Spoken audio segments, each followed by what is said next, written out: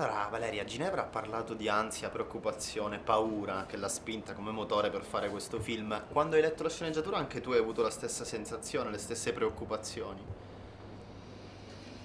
Sì, cioè l'ansia di dove va il nostro pianeta è assolutamente al cuore del film, di cosa stiamo, dove stiamo andando. Poi io dopo ho pensato particolarmente, più precisamente al mio personaggio, a come farlo mio, come cosa c'è di familiare in lei per me e, e ho trovato ciò che per cui mi sembra molto, molto familiare, cioè non ho guardato il mio personaggio dall'alto, l'ho guardato come uno specchio. Anche perché questo del cambiamento climatico è una tematica che comunque divide molto, quindi a volte ci si può ritrovare, ma non sempre E anche. non è che ci divide tanto, perché tanto ormai lo sappiamo tutti che se continuiamo così andiamo alla fine del mondo, non c'è tanto da dividere.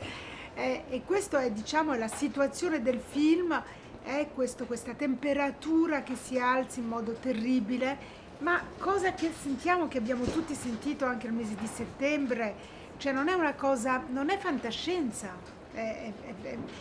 sfortunatamente non è fantascienza il film.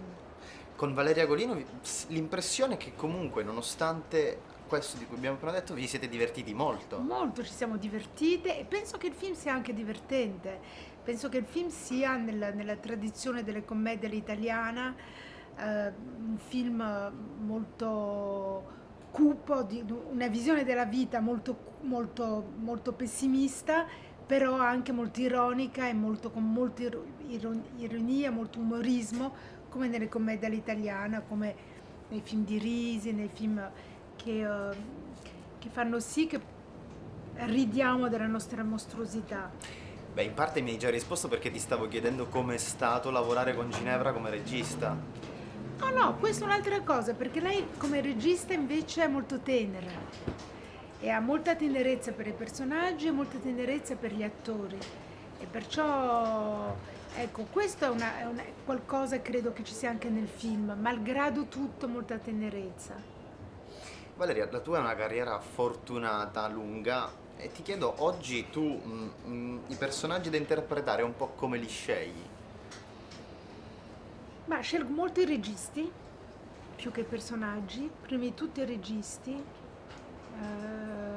con cui mi piace stare, mi piace condividere del tempo, mi piace passare dei periodi della mia vita, perché spesso sono lunghi periodi, 1, 2 mesi, ecco, con chi ho voglia di passare questi periodi, con cui ho voglia e poi scelgo una visione del mondo che mi sembra potente, interessante, particolare, e poi dopo viene il personaggio, e di solito in questo periodo i miei personaggi sono un po' estremi.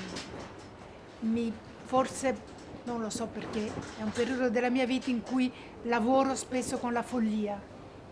Quindi parti da anche uno stato d'animo, se vogliamo. Poi ovviamente il contatto con il regista, l'empatia con il regista è quello poi il progetto che sposi. Questo è il regista, però è vero che lo stato d'animo di questo momento che ho io è qualcosa che ha a vedere con...